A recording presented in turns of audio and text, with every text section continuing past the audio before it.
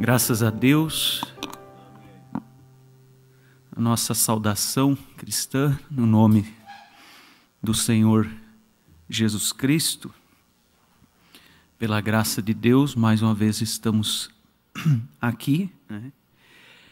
E eu quero diretamente entrar nas Escrituras nessa noite, Salmos capítulo 32. Eu estava conversando com alguém hoje à tarde, um irmão, e dizendo a ele que tem sido uma experiência nova, pelo menos para mim, né? O culto dessa forma. E às vezes a gente não sabe exatamente a maneira de fazer, né? Por causa de sentir falta do calor da audiência visível, né? Onde a gente olha para um irmão, direciona para aquele irmão, vê aonde Deus está se movendo e a audiência suga o pregador, né? Mas nós cremos que há uma audiência invisível e, como outro dia dizia o pastor Febrônio, a audiência invisível, muitas das vezes, ou na maioria delas, é maior do que a visível. E o que nos traz uma certa segurança aqui, claro, além de Deus, né, é saber que muitos têm enviado testemunhos, que muitas pessoas têm enviado testemunhos, até mesmo de cura, e testemunhos de terem sido ajudadas através de uma pregação, pessoas de outros locais, ou do nosso campo, por assim dizer, que têm dito que têm sido abençoadas através desse meio, a internet.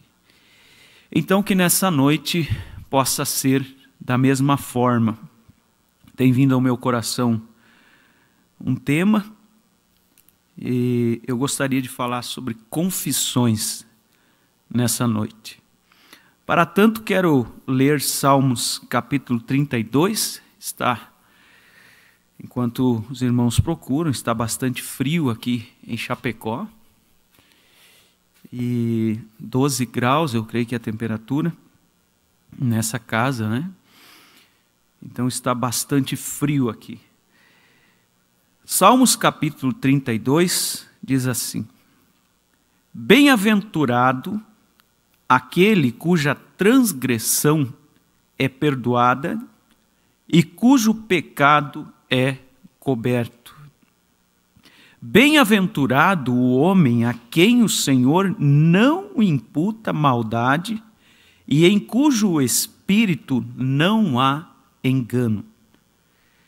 Quando eu guardei silêncio, envelheceram os meus ossos pelo meu bramido em todo o dia. Porque de dia e de noite a tua mão pesava sobre mim, e o meu humor se tornou em sequidão de estio. Confessei-te o meu pecado, e a minha maldade não encobri. Dizia eu: confessarei ao Senhor as minhas transgressões, e tu perdoaste a maldade do meu pecado. Louvado seja Deus. Vamos inclinar nossa fronte, aí você mesmo no seu lar. Como sempre diz o pastor Febrônio, que possa haver reverência e que você possa fazer do teu lar nesse momento a congregação do Senhor. Oremos. Querido Pai, aqui está diante de nós a tua bendita palavra, Senhor. Nós temos lido as Escrituras, Pai. Agora nos colocamos, Senhor, em expectativa, como disse o nosso irmão, por aquilo que o Senhor nos trará, Pai. Possa o Senhor falar aos corações, Pai, alcançar aquele que tem necessidade disto, que será deste alimento, desta vitamina, Senhor. Concede-nos graça aqui, desenvoltura, que possamos colocar as palavras de forma compreensível e que a tua unção acompanhe, Pai, em nome do Senhor Jesus Cristo. Amém. Amém. Louvado seja Deus. Eu quero falar então sobre confissões Há algum tempo atrás, eu ouvi o pastor Febrônio, uma escola dominical, falando sobre algo nessa linha, e está disponível. Estava olhando, tem uns 2 anos atrás, e está disponível como confesse seus pecados ou algo assim. Seria bom rever, né, se esse assunto lhe for interessante, importante, e eu creio que é para cada um de nós. Confessar, no sentido do que nós lemos aqui, o salmista, ele é, podemos dizer, o caminho para você alcançar o perdão. Observe que essa confissão, ela deve vir de um coração arrependido. Ela não pode ser algo frio, algo formal, tem que ser algo real, genuíno. A Bíblia diz que, Isaías disse que as nossas orações, elas são impedidas, muitas vezes, muito embora ele comece dizendo que os ouvidos de Deus não estão agravados, não. Os seus braços não estão encolhidos, atrofiados, não. Mas no versículo seguinte ele disse que os nossos pecados, ou seja, as transgressões, fazem uma barreira entre nós e nosso Deus, para que as nossas orações não cheguem a Ele. E então nós precisamos sim alcançar dele o perdão, a misericórdia, e muitas vezes isso vem através de uma confissão. Davi disse: confessei-te o meu pecado. Então, nós observamos aqui, irmãos,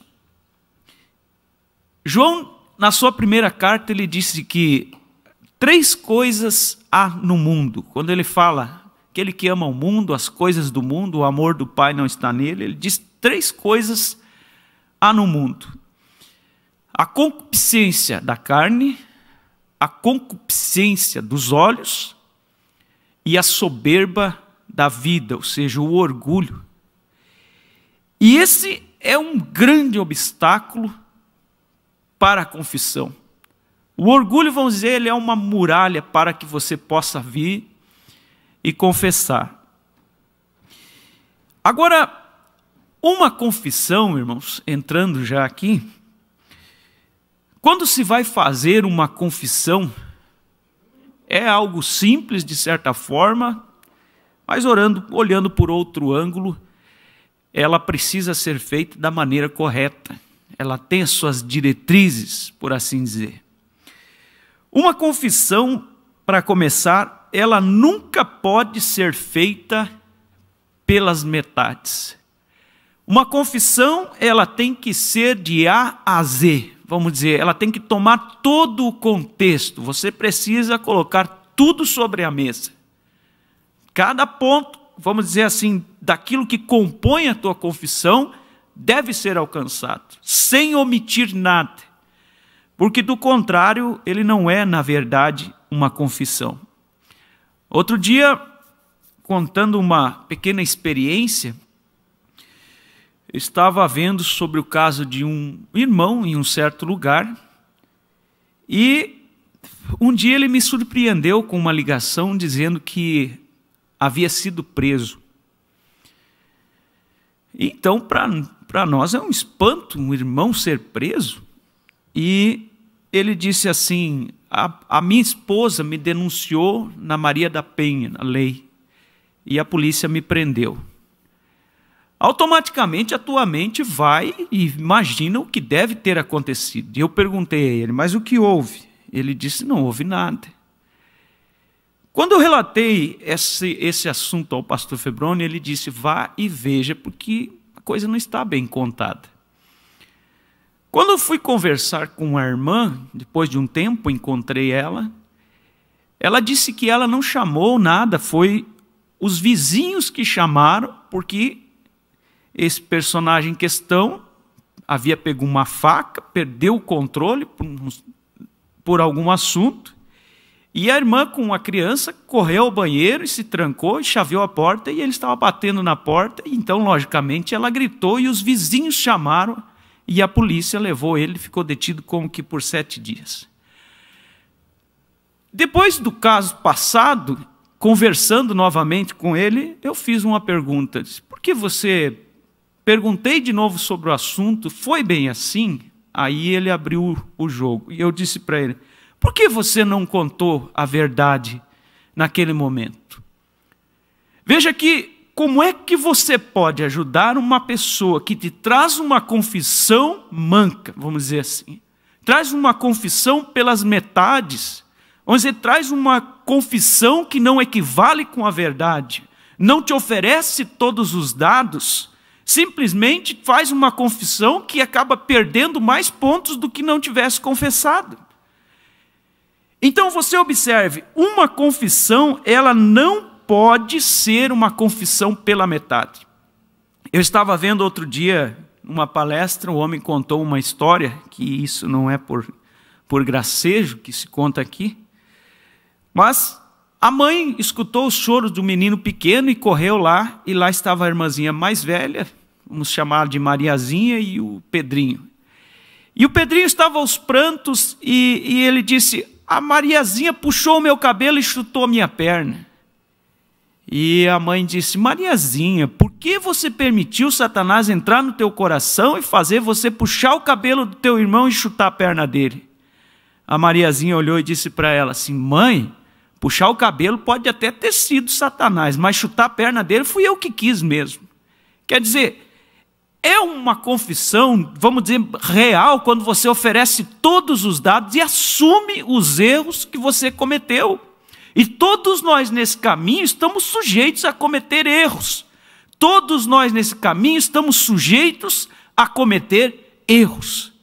Eu lembro que quando eu aceitei a mensagem, vamos dizer assim, uma das maiores decepções para mim foi justamente sobre esse personagem que nós lemos no princípio, quando eu ouvi sobre o assunto de Betseba.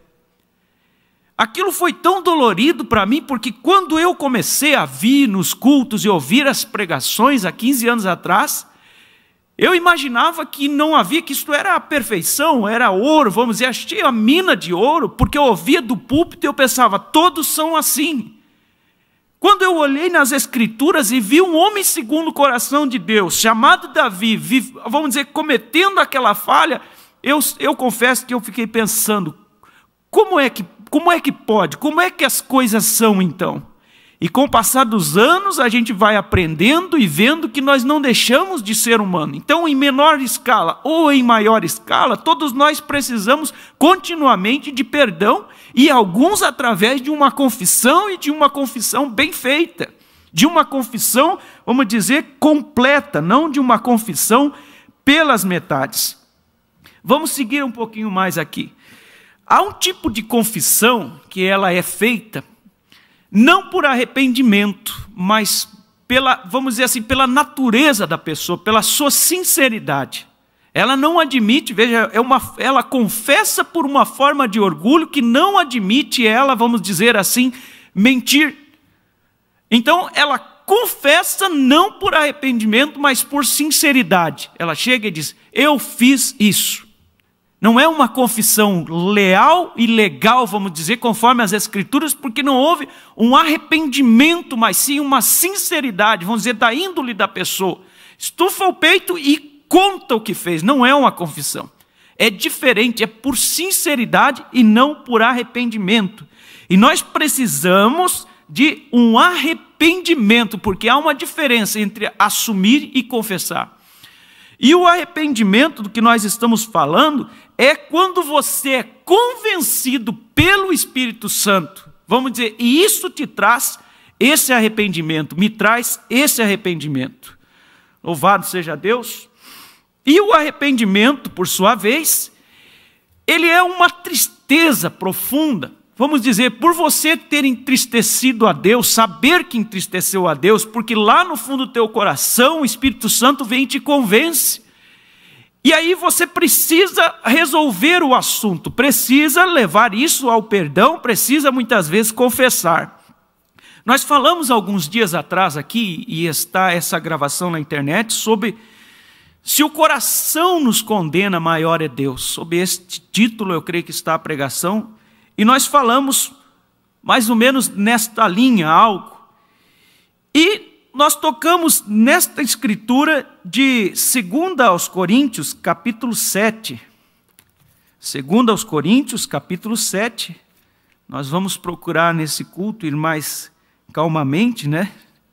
Estamos como que sozinhos aqui, não é, irmão Mateus? Então, não vamos correr pelos corredores, vamos manter mais conversando com os irmãos calmamente. Agora você observe aqui, 2 Coríntios capítulo 7, versículos 8 e 9. Diz assim: portanto, ainda que vos contristei com a minha carta, não me arrependo. Embora já me tivesse arrependido por ver que aquela carta vos contristou, ainda que por pouco tempo. Agora folgo não porque fostes contristados, mas porque fostes contristados para arrependimento. Pois fostes contristados segundo Deus, de maneira que por nós não padecestes dano em coisa alguma. Versículo 10 diz assim: porque a tristeza segundo Deus opera o arrependimento para a salvação, da qual ninguém se arrepende. Observe, a tristeza segundo Deus opera um arrependimento. Quando você tem este arrependimento, aí então você está apto para fazer uma confissão genuína. E quando você é convencido pelo Espírito Santo, vamos dizer, este arrependimento genuíno veio à tona, então você está apto a fazer uma confissão real. Vamos dizer, como aquele jovem pródigo que chegou para o seu pai e ele disse: pequei. Vamos dizer: pai, dá uma oportunidade, não foi tão mal assim, eu saí um pouco. Não, ele disse: eu pequei contra os céus e perante a ti não sou digno de ser chamado teu filho, faça-me como um dos teus jornaleiros.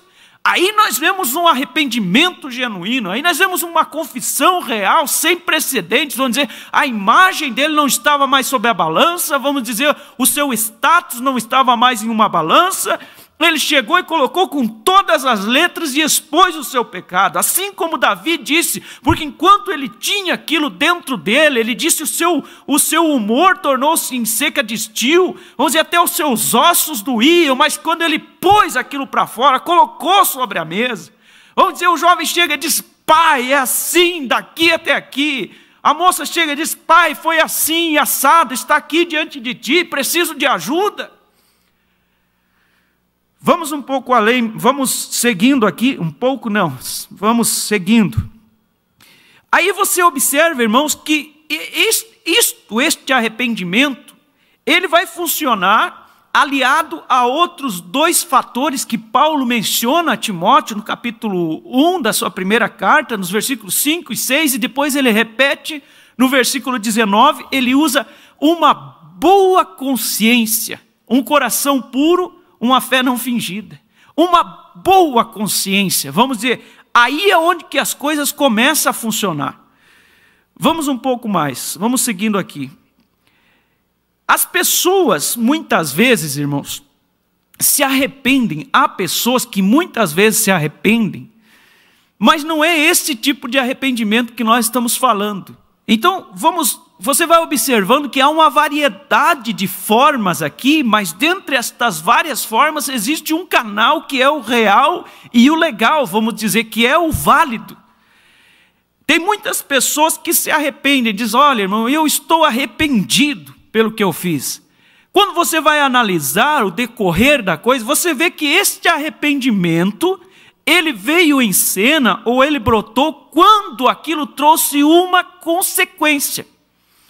Quer dizer, quando houve uma consequência pelo dano, pelo pecado cometido, por assim dizer, aquela consequência fez com que a pessoa se arrependesse, mas o pecado em si não.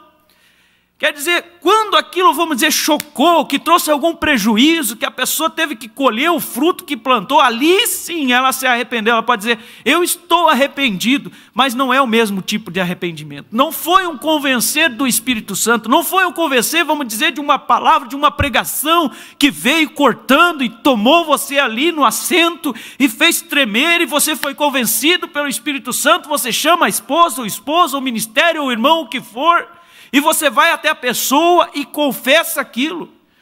É diferente do que quando, vamos dizer assim, o prejuízo bateu a porta, aí você diz, eu me arrependo de ter feito aquilo. Vamos caminhando um pouco mais. Aleluias. Isso leva você, irmãos, a acertar esses erros. E aí você tem aqui, você tem que acertar muitas vezes direto com Deus, muitas vezes você tem que acertar com um irmão, às vezes é com o esposo, às vezes é com a esposa, nem sempre é direto com Deus. Nós vamos entrar nisso logo em seguida. E mais uma coisa que é importante nessa questão de confissão e perdão, é que nem sempre, e eu creio que poderia ousar dizer que na maioria das vezes, o ser perdoado, ele não te isenta das consequências daquele ato. Você pode talvez chegar, confessar, receber o perdão, estar tudo bem, mas você saiba que você plantou uma sementinha lá atrás. Vamos dizer, quando Davi saiu ali, vamos dizer, tomou a mulher de Urias, matou Urias, vamos dizer, se arrependeu diante do profeta Natã, vamos dizer, quem sabe, se arrependeu e confessou e disse isso é verdade, mas logo depois lá estavam as consequências batendo na sua porta. Então, o perdão, vamos dizer, nem sempre ele vai te livrar das consequências. Como ouvi uma frase, o plantio é uma escolha, meu irmão, mas a colheita, ela é inevitável. Está vendo? Jovem, vamos dizer, moça, está aí, vamos dizer, na idade de você consolidar o teu lar. Daqui a pouco aparece aquele rapaz, bem, vamos dizer, tem bons princípios, tudo bem, e a pessoa é aconselhada pelo ministério, é aconselhada, vamos dizer, pelos pais, e simplesmente vai. Depois se arrepende, mas aí você já plantou a semente. Quantos e quantos casos nós temos de a pessoa, jovens, essa semana mesmo passada, estava conversando com uma, simplesmente, como dizem aqui no sul, enveredou para aquele lado e parece que não existia mais nenhum rapaz no mundo, foi lá e simplesmente fez a coisa por trás dos panos com um rapaz ímpio que não quer nem ouvir falar em Bíblia. Veja, observe, aí você diz, mas eu me arrependi desse namoro. Tudo bem, nós vamos dizer, vamos seguir te ajudando, vamos te ajudar, vamos dar o nosso melhor para te ajudar, mas infelizmente agora você pôs uma cruz no teu ombro. Então veja que o arrependimento nem sempre, vai fazer você estar isento das consequências do teu erro. Por isso precisa estar sensível a Deus, por isso precisa estar perto de Deus, por isso precisa ter uma vida de um nível mais equilibrado de oração, porque a maioria dos problemas que acontecem é porque o nível de oração baixou, o nível de temor baixou, o nível de espiritualidade baixou. E aí começam estas coisinhas a pipocar e as coisas pequenas crescem um dia e viram coisas grandes. É como disse uma vez um certo pastor para uma irmã, foi lá e levou um monte de coisas para o pastor, estava a ponto de divorciar-se por causa de um monte de coisinhas corriqueiras. O pastor virou para ela, falou e disse assim para ela, irmã, mosca não senta em chapa quente. Quer dizer, um fogão com a chapa quente, nenhuma mosca senta em cima. Mas se a chapa estiver fria, então até varejeira senta em cima, põe seus ovos e choca ali a sua ninhada. Então veja, precisamos manter um equilíbrio espiritual, irmãos. Precisamos manter um nível espiritual equilibrado. Eu tenho aqui em minhas mãos, não tinha intenção de ler. Hoje à tarde eu ia pregar sobre um outro assunto enquanto eu meditava. Mas me veio isso ao coração e eu creio que vai ser de ajuda para alguém. Agora, eu tenho aqui em minhas mãos, não tinha intenção de ler, mas vou ler, a mensagem A Seta da Libertação de Deus. Observe aqui, antes de ler, irmãos, deixa eu comentar algo aqui. Nós, como falamos no princípio, nós estamos vivendo um tempo diferente, por assim dizer. Diferente, o irmão citava para mim hoje à tarde, sobre a última vez que pregamos aqui, que citamos do início, quando eu vim para a mensagem há 15 anos atrás, como nós víamos pessoas no altar, havia algo diferente, isso é inegável. Agora, será que Deus mudou? Porque nós precisamos, amados irmãos, estar cônscios de uma coisa. Algumas coisas com certeza mudaram e nós não vamos voltar no tempo ou viver de melancolia. Por exemplo, isto aqui é algo novo, não se previu isto aqui. Estar pregando olhando para uma câmera sem pessoas assentadas nos bancos, sem ouvir um amém. Este é um lado da mudança que não está na nossa alçada. Nós não podemos fazer algo contra a lei, ou vamos dizer, de forma inconsequente. Mas existe um que disse, eu sou Deus e não mudo. Vamos dizer, a sua maneira permanece a mesma, ele ainda é o mesmo, ele ainda cela com o Espírito Santo, ele ainda é um Deus que trata com santidade, ele ainda é o mesmo. Então você observa, irmãos, que se nós podemos, vamos dizer, nos adequar ao modelo atual, e temos que nos adequar. A internet é uma realidade, nós não conseguimos viver sem a internet, trabalhar sem a internet, e por que nós não vamos usar este meio para o Evangelho? Agora nós temos de estar cônscios de que nós não podemos mudar o Evangelho, podemos mudar as maneiras, vamos dizer, de atingir e nos adequar. O irmão Branham usava o telefone, usava o rádio, e eu creio que se tivesse internet nos seus dias, com certeza ele usaria. Ele disse, de todas as maneiras temos que evangelizar. O que nós não podemos mudar é o Deus a quem nós pregamos, vamos dizer, as suas maneiras. Parágrafo 25 dessa mensagem diz assim, então agora, amados, vocês aqui em Shreveport, e eu aconselharia, quem sou eu para aconselhar, mas como vosso irmão, lê essa mensagem. A Seta da Libertação de Deus, maravilhosíssima. Ele diz assim, vocês aqui em Shreveport, deixem que isto seja uma advertência para vocês. Se vocês creem que eu sou um servo de Deus, ouçam, a melhor coisa para vocês fazerem aqui no Tabernáculo da Vida ou em qualquer outro lugar, Chapecó, ou seja onde for, é manter a velha maneira das reuniões de oração e guardar a unidade do Espírito, manter-se olhando e atento para a vinda do Senhor. Mantenham fora de vocês todo mundanismo. Não importa o quanto isso doa, seja circuncidado pelo Espírito Santo e Ele cortará fora todas as coisas mundanas. Agora, eu começo a ver o mundanismo infiltrando-se em vosso meio. Então agora jogue isso fora, não importa quão difícil seja, Tabernáculo da Vida, eu vos estou falando. Agora vocês, irmãos batistas, falem ao seu povo da mesma maneira, mas eu começo a notar algo diferente. Este não é o mesmo Tabernáculo da Vida que eu costumava vir. E eu quero lembrar-lhes esta noite, mantenham esta velha maneira das reuniões de oração. Aí você diz, irmão Reinaldo, está se contradizendo. Não, estou lendo o profeta. Você não pode ter uma reunião de oração com a sua esposa, os seus filhos.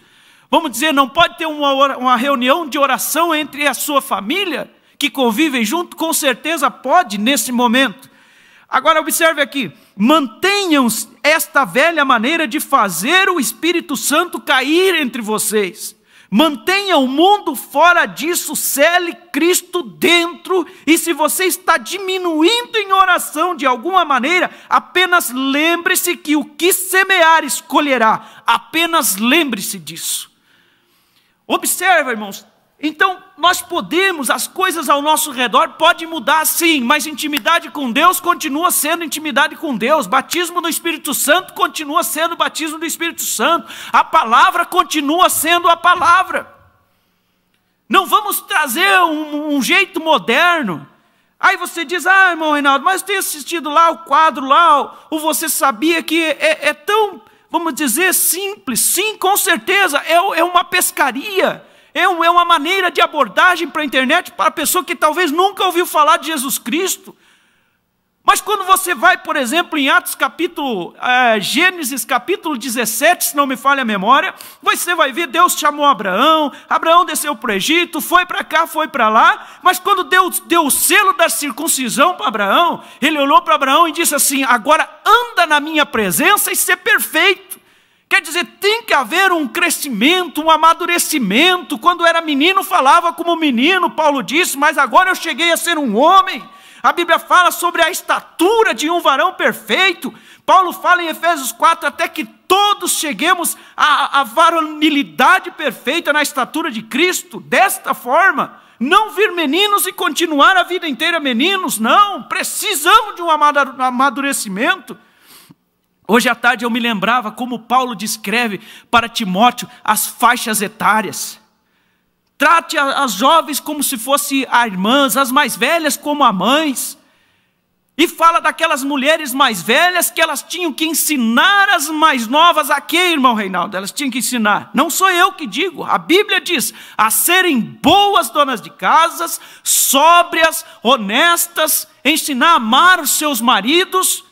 Escritura, não deixou de ser escritura. Aquele velho, vamos dizer, aquele ancião, sério no seu viver, conhecedor da palavra, para que quando aquele jovem mais moço venha para o evangelho, saiba onde se encostar para se aconselhar. Mas você já imagina um homem, um ancião, por assim dizer, com todo respeito, mas vulnerável, não sabe para que lado está, não sabe de que lado que vem, precisa pelo menos ter um cunho espiritual. Porque, logicamente, os mais novos vão ter que se espelhar dos mais velhos. Louvado seja Deus. E isso não é nenhuma repreensão, irmãos. Não. Não tome por esse lado. Nós estamos falando somente do modelo do evangelho que a Bíblia propõe. Amém? Louvado seja Deus. Vamos seguindo aqui. Louvado seja Deus. Observe. Muitas vezes as quedas, vamos dizer, esses tropeços, irmãos, na verdade, muitas vezes, eles ajudam as pessoas a crescer. Você pode dizer, como assim? Sim, muitas vezes. Você pode observar, por exemplo, Abraão. Abraão levou Ló consigo, não deveria ter levado. E você vai ver que Abraão só se apartou de Ló depois que ele tomou aquele susto ali no Egito. Foi depois que ele voltou, a primeira coisa ele chegou lá, nós precisamos se apartar. Vamos dizer, tem horas que este resbalar, vamos dizer, porque você caiu ali, perdeu um pouquinho daquela fama, daquele status, é ali que você consegue reunir forças para vamos dizer assim, para acertar as coisas. Às vezes, estes tombos nos ajudam a crescer.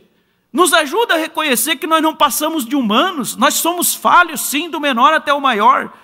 Agora, uma coisa você tem que entender, que não é Deus que te empurra para falhar, não. Deus não empurra ninguém para cair, Deus não empurra ninguém para falhar, para depois tirar um proveito daquilo. Você pode sim trazer aquela cicatriz e dizer que aquela cicatriz te ajudou, mas não pode nunca dizer que Deus te levou a fazer aquilo, não. Compreende? Por exemplo, esses dias eu estava vendo sobre um menino que a mãe dele morava como que ali no Amazonas, naquela região que tem bastante jacaré. E a mãe dele sempre dizia para ele, não vá perto do rio, não vá no rio, não vá lá, não vá naquele local, não vá ali. E ele era pequeno e um dia ali tinha uma água muito boa para nadar, né? E ele acabou não resistindo à tentação, um dia quente, como todos, até onde se sabe ali são quentes os dias, e ele fugiu dela e foi lá na água. E quando ele estava ali nadando ali tranquilamente, ele ouviu os gritos da mãe dizendo, saia daí, saia daí, saia daí, gritando com tanta veemência. E ele simplesmente começou a sair, mas ele até se assustou pela intensidade dos gritos que a mãe dele dizia, saia de dentro da água. E às vezes nós não compreendemos por que da intensidade de Deus nos alertar de certa forma. Nós não podemos às vezes ver o perigo iminente, mas lá estava a mãe vendo e atrás daquele moço vinha um grande jacaré. E quando ele foi sair da água, assim, ele sentiu as suas pernas serem engolidas. E quando o jacaré pegou nas suas pernas, a mãe pegou nos seus braços. E o jacaré, ele, como que ele gira, né? Poderia arrebentar aquele menino ao meio. Mas um vizinho ouviu os gritos, já veio com uma espingarda, uma arma de fogo, algo assim, e atirou no jacaré. E eles estavam ali naquela luta, a mãe contra o jacaré e o menino no meio. Até que ela conseguiu tirar o menino, e nisso já levaram para o hospital, ficou internado bastante tempo, as suas pernas todas machucadas, todas cicatrizadas. E quando ele estava para dar alta, depois de alguns dias no hospital, ele disse para o enfermeiro, chegou e falou assim: eu posso ver as cicatrizes nas suas pernas? O menino disse sim, e levantou o lençol de cima das suas pernas, e lá estava, arranhado de cima a baixo, várias cicatrizes de pontos assim. E aquele enfermeiro disse: você vai ter muita história para contar quando mostrar essas cicatrizes. O menino cobriu rapidamente as pernas e disse: não, essas não. E começou a remangar as mangas assim, puxou bem para cima e disse: essas sim eu vou mostrar. Ali estava a marca das unhas da sua mãe, desde o cotovelo até os pulsos. Pela intensidade que ela havia agarrado para puxar ele para fora, também as suas unhas cortaram seus bracinhos e havia cicatrizes. Ele disse: essas aqui as que eu vou mostrar, porque essas aqui mostrou, vamos dizer, o quanto a minha mãe me ama, precisou me cicatrizar aqui para mim saber do amor dela. Vamos dizer, eu tenho em mim aqui, nas minhas cicatrizes, o amor dela. Então muitas vezes são coisas que acontecem ali fora que servem para nós compreender o amor de Deus quando nós fomos resgatados daquele perigo que nós não víamos antes. Se tivéssemos dado atenção, talvez não sofreríamos o dano. Mas você observa, irmãos, tocando aqui então, muitas vezes existem tombos ali fora que nos ajudam a crescer, mas nunca é Deus nos mandando para isso. Quer ver uma coisa? Uma escritura bastante conhecida, eu quero ler aqui, Tiago, capítulo 1, Tiago, capítulo 1, versículos 13 ao 15, muito conhecida essa escritura, mas quem sabe nem tanto meditada, porque aqui só é o caminho. Tiago descreveu todo o caminho do pecado aqui. Observe, ele disse assim: ninguém sendo tentado diga, de Deus eu sou tentado. Mas Deus está permitindo isso aqui para mim ser tentado, Deus está me provando. Deus ama provar os seus filhos, mas não dessa forma. Observe, Tiago está dizendo aqui, ó, diga, ninguém sendo tentado, porque o tentar está sendo, Tiago tratou aqui primeiro o tentar, ninguém quando sendo tentado. Mas o tentar não é a primeira coisa. Você quer ver? Diz assim: ninguém sendo tentado diga, de Deus eu sou tentado, porque Deus não pode ser tentado pelo mal e a ninguém tenta. Ninguém tenta. Observe, mas cada um é tentado quando atraído. Vamos dizer, primeiro foi atraído. Cada um é tentado quando atraído. Observe, e engodado pela sua própria concupiscência. E nós falamos no princípio, concupiscência do quê? Da carne, concupiscência dos olhos. Eu lembro-me de uma pregação, pastor Wilmer, ele falando que quando o diabo pega um jovem dos nossos jovens, vamos dizer, filhos dos nossos irmãos, um jovem da igreja que desvia, a primeira coisa, o diabo pega e joga ele numa experiência na carne, vai jogar ele diante de uma mulher mundana, ou de uma bebida alcoólica, ele vai sentir aquilo no seu sangue, vamos dizer, no seu corpo. E nós muitas vezes queremos falar para jovens ali, praticamente barbados, e contar historinhas. Sabe, eu gosto da maneira que em Chapecó nós temos, os irmãos daqui conhecem o professor Isaac. Eu admiro o professor Isaac, que Deus o abençoe sempre. Não que não admire as outras professoras, graças a Deus nós temos algo consolidado aqui. Mas ele não brinca com as crianças ali. Claro que os pequeninhos têm uma maneira de se chegar, mas eu via assistir aulas da escolinha, vamos abrir em Gênesis, vamos abrir em Salmos, o profeta diz assim, diz assado, prepara nossos jovens, para quando eles chegarem a ser jovens, eles saberem o que creem. Às vezes você sente um frio na barriga, Quando é perguntado, jovens perguntaram outro dia, alguém fez uma pergunta para os jovens sobre o Espírito Santo, Atos 2. Sabe, irmão? Somos uma família, mas diga aqui, Atos 2. O irmão Branham nos ensina, foi aonde nasceu a igreja, Atos capítulo 2, a descida do Espírito Santo. Isso deveria estar na ponta da língua, vamos dizer, deveria ser a meta, deveria estar ardendo no coração de cada um. Vários não sabiam responder o que era Atos 2. É isto que nós estamos falando neste tempo. Não tem como mudar o evangelho, nós não vamos chegar com uma forma diferente, não. Nós precisamos que volte os velhos Robson, que entravam no milharal e clamavam pelo Espírito Santo. Como é que nós vamos ter uma geração eleita, vamos dizer assim, neste tempo final? Quando o profeta disse que o evangelho seria levado por mãos de jovens, aí nós olhamos de que forma?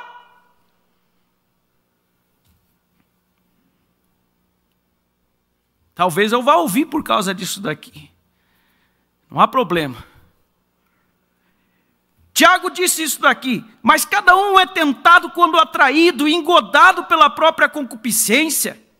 Depois, havendo a concupiscência concebido, dá luz ao pecado, e o pecado sendo consumado gera a morte. Você está vendo? Há passos estabelecidos, meu irmão. Não é o diabo vem com uma rede, lança sobre você ali, como no filme do Peregrino, e simplesmente te levou, forçou o pecado. Não, a coisa vem caminhando. É o celular, vai indo, chegou aquela postagem, você foi querer ser educado, vai entrando mais e mais e mais, quando veio você se contaminou todo. Sabe o que eu gosto de ver, irmão, disso? Meus irmãos não estão vendo, mas eu tenho dois na audiência aqui, estão me ajudando aqui. Louvado seja Deus. Quando Davi manda Joabe colocar Urias na frente da peleja, e Urias foi morto, e Joabe foi mandar notificação para o rei Davi. Volte lá na escritura que você vai ver que ele disse assim, ó: e se por acaso o rei se encolerizar e disser, por que chegaste tão perto do muro para pelejar? E ele chegou a citar o filho que era o filho de Gideão, que havia chegado perto do muro, e uma mulher jogou uma pedra de cima do muro, que ele morreu. Interessante, irmão. Você vê que ele diz, por que chegaste tão perto do muro para pelejar? E nós, no nosso tempo, chega-se tão perto do muro. E aí espera que não seja atingido? Aí está, irmãos, muitas vezes, por isso que nós estamos falando nessa noite. Às vezes vem com um acerto, uma confissão cheia de justificativas. Irmão, eu fiz isso, mas por causa disso ou daquilo. Não existe uma justificativa. A justificativa que se dá é simplesmente aquilo que disse o profeta. Esfria na vida de oração, vamos dizer, começa a ser engodado, tentado, deixa que a concupiscência vai te levando cada vez mais, e você vai indo para perto do muro, o inimigo não precisa fazer nenhum esforço para tirar você. Nós precisamos sim reavivar aquele velho temor, vamos dizer assim, que nos faz olhar com mais, pedir a Deus que nos dê mais segurança. Deixa me manter aqui, vamos um pouco mais. Só quero abrir um parênteses aqui, quando eu falei eu vou ouvir por causa disso, aqui há pouco atrás, irmão. Talvez algum comentário de um jovem, não estou falando sobre ministério, graças a Deus aqui nós temos, o pastor Febrônio sempre tem ajudado, sempre tem me ajudado. Outro dia ele disse, posso falar algo sobre tua pregação? Eu disse, com certeza, estamos aqui como para auxiliar. Se em alguma coisa não estiver indo bem, nós vamos ser ajudados com certeza. Mas irmãos, isso aqui é ABC. Outro dia eu estava ouvindo um pregador que quase foi levantado, assim como fazem com aqueles atletas, né? Levantado. Sabe por quê? Por dizer apenas verdades. Simplesmente verdades. E eu estava ali orando e meditando no assunto, e me veio uma frase: quando um homem é elogiado por dizer apenas verdades, aquela nação está com problema. Nós não precisamos ser aplaudidos por dizer simples verdades, irmãos. Mas às vezes aquelas simples verdades estão sendo tão ausentes que nós não nos damos conta. E quando alguém vem e puxa a coisa para o eixo de novo e diz assim, 2 mais 2 é 4, nós pensamos, olha, parece uma raridade uma pregação daquele estilo. Vamos um pouco mais, eu não vi a hora que eu comecei e... Então nós vamos seguindo aqui, eu já estou quase na metade. Vamos aqui. Nós paramos aqui em Tiago, né? Quando se faz essa confissão, nunca se deve justificar ou apontar o dedo, mas é porque fulano, é porque Beltrano, vamos dizer assim, é por causa dela ou é por causa dele. Não se faz dessa forma. Você precisa olhar a tua parte, quer dizer, a tua parte. Arrependeu, acerta, confessa a tua parte. Você não pode fazer pelos outros. E nem envolver outros, e nem culpar outros. Essa é uma confissão do outro. Daí ele deveria dizer, olha, eu vim aqui por causa de mim, o fulano fez tal e tal coisa. Mas cada um tem a sua parte, eu tenho a minha parte e assim por diante. Agora, veja, irmãos, vamos acelerar um pouco aqui. Por que é importante uma confissão? Provérbios capítulo 28, 13, vou citar aqui para ganhar tempo. Diz a Bíblia, o que encobre a sua transgressão nunca prosperará. O que encobre a sua transgressão nunca prosperará. Quer dizer, deixa debaixo do pano ali, ninguém viu. E aí aquilo começa a desenvolver, até mesmo pode desenvolver doença como depressão e tantas coisas mais. Há uma diferença aqui, irmãos, entrando aqui, há uma diferença de você cair em pecado, você cometer algo errado, vamos dizer, e você viver no erro. Por exemplo, eu estava meditando hoje à tarde sobre aquela passagem muito conhecida de quando o profeta disse para sua esposa dizer ao telefone que ele não estava em casa. E aí eu aprendi uma grande lição com a irmã, que eu guardo até hoje. A maneira que ela abordou o profeta. Você observa que ela não disse para ele, você errou. Ela fez uma pergunta para ele, ela disse, foi certo o que você fez? Quer dizer, isso foi um acidente. Falamos sobre não justificar aqui, mas o profeta realmente também temos que ter um equilíbrio, somos humanos, dependendo da pressão que nós estamos vivendo, vamos dizer, aquela irmã sob pressão, quem sabe a criança com febre chorando, quem sabe queimou o feijão, quem sabe a conta de luz venceu, não deu conta para pagar, não deu conta de pagar, daqui a pouco chega a irmã vizinha ali, quem sabe um pouco menos ocupada, e surge algum contratempo e ela fala algo ali asperamente. Errou, não deixa de ser um erro, e nós não vamos justificar, mas está sob pressão, e muitas vezes a coisa resbala, vai, acerta, está bem. Agora, viver sobre aquilo, irmãos, essa é uma outra situação. Agora, vamos aqui, seguindo aqui, a gente traz a anotação e às vezes acaba meio que se perdendo um pouco, mas nós olhamos aqui, o cometer um erro é diferente do que viver no erro. E muitas vezes essa confissão cabe para isso. A pessoa vai cometendo, levando aquele erro camuflado ali, nunca acerta. Nunca se arrepende. Às vezes vai se arrepender lá na frente, como citamos antes, quando aquilo traz algum prejuízo. Aí se arrependeu. Vamos aqui. Observe que o profeta disse que quando... Vamos citar nas minhas palavras aqui. Conforme você erra a primeira vez, aquilo dói. Erra a segunda, dói um pouco menos. Erra a terceira, talvez vai doer um pouquinho. A partir da quarta, quinta vez, não dói mais. Esse permanecer no erro é diferente do que cometer um erro, do que um acidente. Vamos seguindo aqui. Vamos ver aqui, Também tem algo mais aqui, irmão, sobre a confissão. Para quem deve ser feita a confissão? Para quem deve ser feita a confissão? Tiago falou sobre confessar as nossas culpas uns aos outros. Nem sempre é o ministério. Como, por exemplo, aquela irmã, certa vez, foi dizer ao profeta, o profeta orava por ela, ela não obtinha cura, não era curada. E o irmão Branham disse, você não tem algo a confessar? Ela disse, não tenho nada para confessar. E a visão rompeu. E o profeta viu aquela mulher com outro homem, o seu marido estava na guerra. Ela disse, irmão Branham, eu já confessei isso para Deus. E o irmão Branham disse, não é para Deus. Você tem que confessar, é para o teu marido. Então você observa que existe uma confissão que deva ser feita para um, outra que deva ser feita para outro, e algumas são feitas ao ministério. E deixa eu dizer algo aqui. Quando você não souber exatamente a quem deva confessar, eu vou dar um conselho. Se você não sabe se é direto ao marido, se não sabe se é direto ao patrão, ao esposo, ou quem quer que seja, mas você sente que tem de confessar algo, traga primeiro ao ministério. O ministério vai te orientar como fazer. Não faça primeiro se você não tem certeza absoluta. Porque às vezes você vai e confessa a Deus e ficou devendo aqui, como no caso dessa irmã.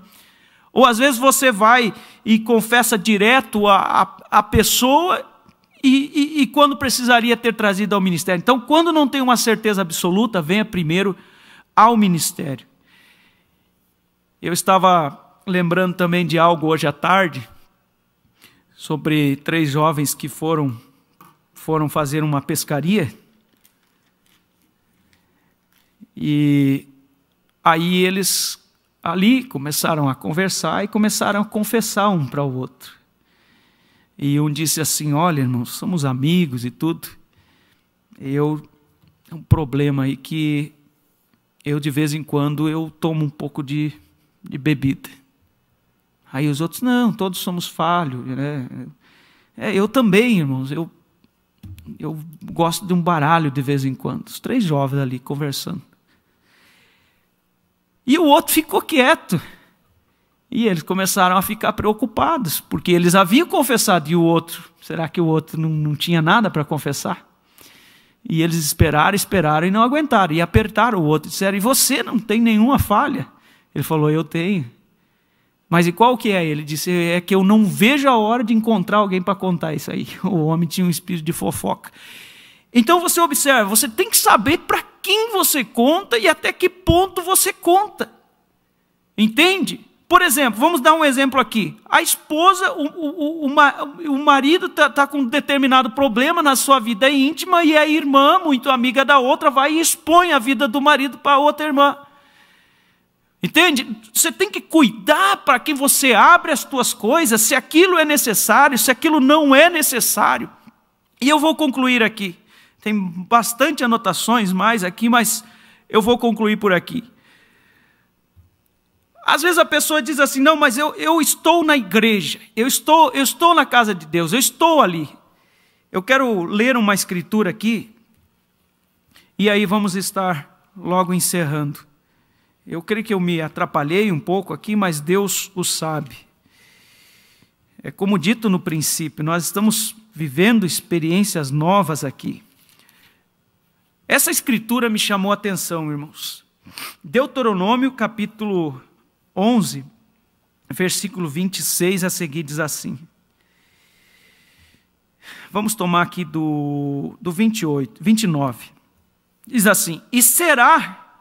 quando o Senhor teu Deus te introduzir na terra, a que vais possuí-la, então pronunciarás a bênção sobre o monte Gerizim e a maldição sobre o monte Ebal. Observe, será quando o Senhor teu Deus te introduzir na terra, a terra da promessa, Canaã, ele disse, pronunciarás a bênção sobre o monte Gerizim e a maldição sobre o monte Ebal. Porventura não estão eles além do Jordão, junto ao caminho do pôr do sol, na terra dos cananeus que habitam na campina de fronte de Gilgal, junto aos carvalhais de Manré? Quer dizer, nós estamos, vamos dizer, entrando na terra que Deus prometeu, estamos indo mais ali, há 2 montes da bênção e da maldição. A presença de Deus, irmãos, nem sempre ela é bênção. Você pode olhar, por exemplo, Ananias e Safira, creio que é Atos capítulo 5. Foram lá e mentiram diante do apóstolo São Pedro, e você conhece a passagem deles. A Bíblia fala sobre os filhos de Arão, Nadab e Abiú, que morreram perante o Senhor.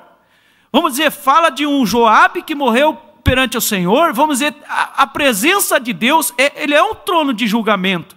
Então por isso vos falo nessa noite, nós temos sim que levar a coisa com seriedade, ter a nossa vida com transparência diante de Deus e diante dos nossos irmãos, confessar aquilo que tem que ser confessado.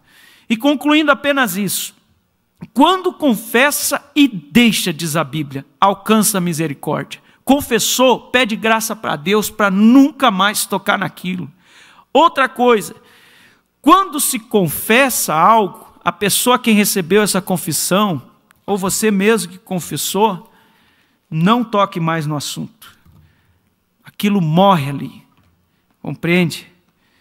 Que Deus abençoe a cada um. Nós vamos deixar por aqui. E vamos apenas fazer uma oração. Não sei se tem pedidos de oração que vieram pela internet. E como é dito, tomem pelo Espírito cada palavra que foi dita aqui. E que Deus abençoe a cada um. Vamos ter uma palavra de oração. Enquanto isso, se houver algum pedido de oração, vai ser trazido aqui pelos irmãos. Vamos orar.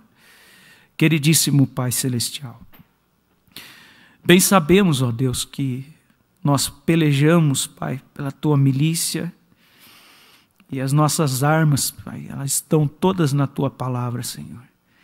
Nós sabemos que no decorrer da caminhada aqui, nós somos sujeitos, Pai, a levar algum arranhão ou escorregar. Teu profeta diz que a característica de um eleito não é que ele nunca cai, mas é que se ele cair, ele levanta, sacode o pó, vamos dizer, se coloca de pé, acerta o que tiver que acertar e segue em frente. Pai, não nos deixa perder o Teu modelo, Senhor. Não nos deixa, Pai, errar o caminho por algum motivo ou por outro, Senhor. Não nos deixa estar, Senhor, pensando, Pai, que as coisas têm mudado de alguma forma no sentido da nossa vida com o Senhor, não. Concede-nos graça, Senhor, para levar as coisas em ordem. Saber que o Senhor é Pai e é cheio de misericórdia. Tua palavra diz que o Senhor não rejeita um coração quebrantado, um espírito contristado. Nos ajuda, Senhor, a sentir dentro de nós, aqueles que necessitam, Pai, quando temos aquela carência, Senhor, compunge nosso coração, meu Pai. Compunge-nos a nós, Pai, cada um dos Teus filhos, Senhor. Eu preciso desse compungir constantemente, cada família, cada lar, Senhor.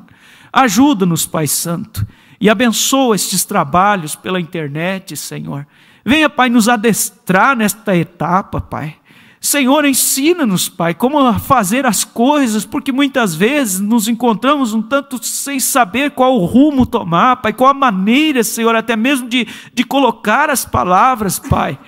Venha nos ajudar, Senhor, venha nos dar graça, Pai, venha nos capacitar. Não queremos nos tornar artistas de púlpito, não é isto, Senhor, mas que o Senhor nos ensine, Pai, a ter a rédea, Senhor, na mão. Vamos dizer, como disse creio que foi Billy Paul, disse que a coisa mais sobrenatural que ele via na vida do profeta é que ele sempre tinha o controle. Dá-nos, Senhor, esta graça, Pai, nós te pedimos. Abençoa, Senhor, nossos irmãos ao redor do mundo, Pai. Ó Deus, e abençoa, Senhor, cada congregação, cada ministério. Mantém-nos diante de Ti, Pai. E se bem te parecer, afastar do nosso meio esta praga, por assim dizer, Pai, para que possamos voltar, Senhor, a estar reunidos, Pai. É que assim, se bem te parecer, que o Senhor possa fazê-lo, nós te pedimos, enquanto entregamos este culto, em nome do Senhor Jesus Cristo. Amém e amém. Louvado seja Deus. Deus abençoe a cada um.